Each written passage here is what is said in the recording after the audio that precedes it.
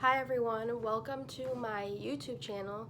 Today I'm going to be talking to you about my battle with Crohn's disease and ostomy bags. So I was first diagnosed with Crohn's disease when I was 15 months old, so I was a baby. I've lived with it my whole entire life, and I was always, good on like certain medicines, and then I would have like little flare-ups that were always able to be controlled eventually. And when I was 12, I had a really bad flare. We could not get it under control no matter what kind of medicine we tried, no matter what therapy we tried. It was like beyond control. And so I ended up being admitted to the University of Chicago, which is where all my doctors are, and I stayed there for 41 days, and I missed 2 months of 7th grade. While I was there, I had 8 blood transfusions with like 2 bags each, so 16 bags of blood. I tried Remicade, I tried other therapies.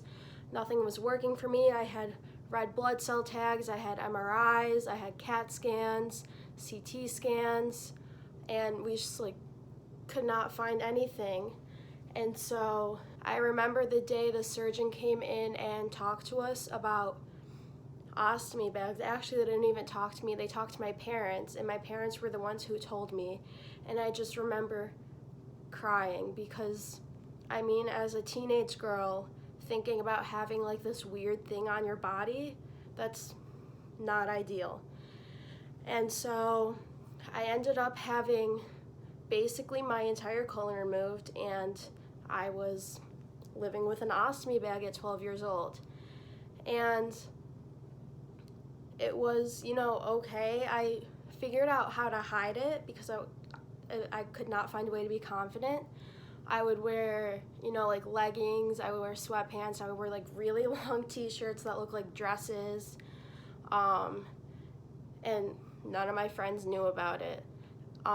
And then once I started 8th grade, I kind of began to realize like everyone has their own issues that you don't know about. Everyone has their own thing, and I didn't want to live my life hiding something that was unnecessary.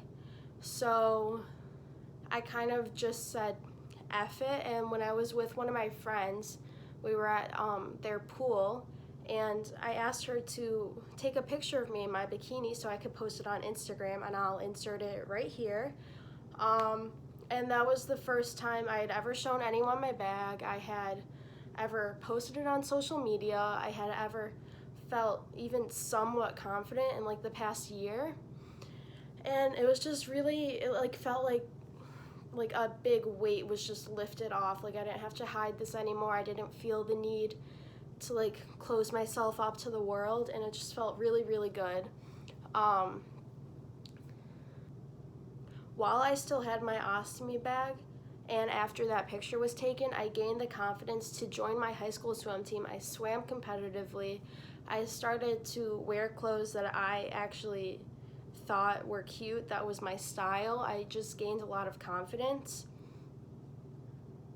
The summer between 8th grade and freshman year, I realized that I was eligible to have my ostomy bag reversed.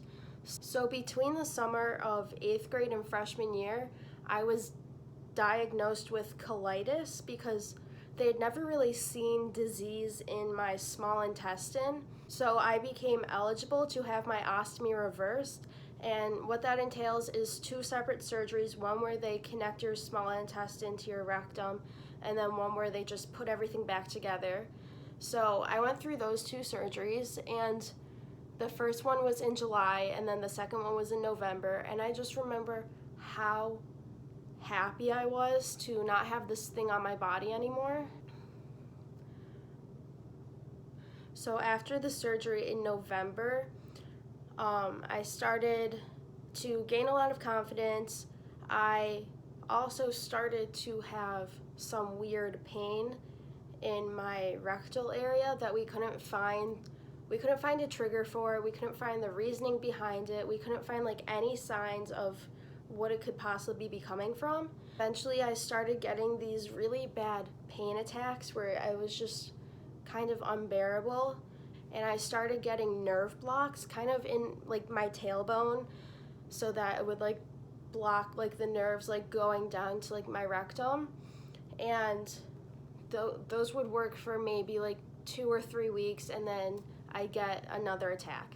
And what we were doing to control this was narcotics, oxy, morphine in the hospital, Dilaudid, and Toradol and Tramadol. And it came to a point where I was so used to all these medicines going through my body that they just like didn't even touch me anymore. Like you could pump me with a gallon of morphine and I wouldn't feel any different. So that became a huge issue when we had to find an alternative. I also became hyperalgesic, which means that your body is technically addicted to narcotics. So the fact that I had pain and then I was giving myself narcotics, my body would make the pain worse so that I would have to take more. So we had to find an alternative, and that turned out to be ketamine. So I would get ketamine infusions whenever I had a pain attack, and then at home for when the pain wasn't like terrible but it was still bad, I had these little ketamine gummies that like you sucked on, and those worked very well too. And fast forward to my junior year of high school, my doctors wanted to do exploratory surgery just to see what was going on, to see if they could find anything.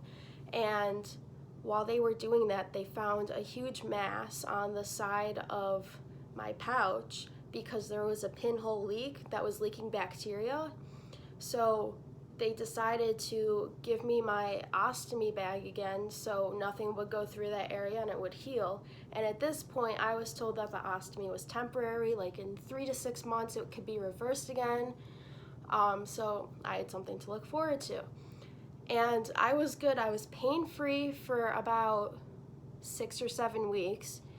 And then I started to get the worst pain I have ever felt in my entire life. I remember screaming, crying, just there's nothing that could control it. And it was just extremely painful. There's no other way to describe it. And I would be on vacation and I have to go to the hospital in another state when I wasn't even home because it just came whenever. There's no trigger, no anything. The pain wasn't going away, and I was still on the ketamine infusions and they were working like in the moment, but it wasn't a long-term solution and we were still trying to figure something out. And throughout my senior year of high school, I was in and out of the ER, in and out of school, staying home with pain. And my class actually went on a trip to Israel in January, and even then I wasn't able to stay out of the hospital. I ended up in the hospital in Israel, which was really unfortunate. And in February, I ended up getting a pain attack that just would not go away, and I was in the hospital for 55 days. I had my ostomy made permanent, which means that they took out the rest of my colon, they took out my rectum, and then they closed everything up, and I have a permanent stoma now. And then I had to have 2 more surgeries because I developed an infection from the ostomy surgery, so I had to keep having that be drained, the infection. So I was in the hospital for a total of 55 days. We realized the ketamine was no longer working, and morphine was not working, Dilaudid was not working, Tramadol, Toradol, nothing was working. And so once I got out of the hospital, I was doing okay, like as okay as you can.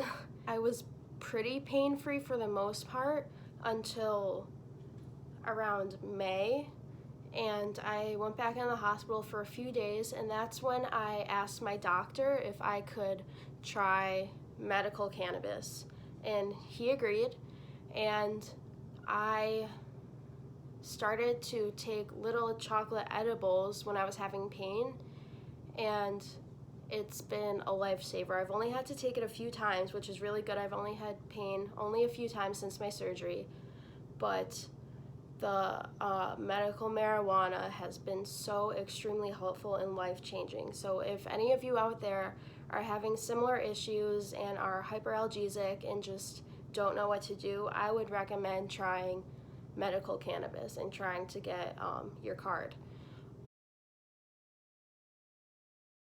Okay, so now I'm going to talk about the products I use to take care of my stoma, what I use for my ostomy bags.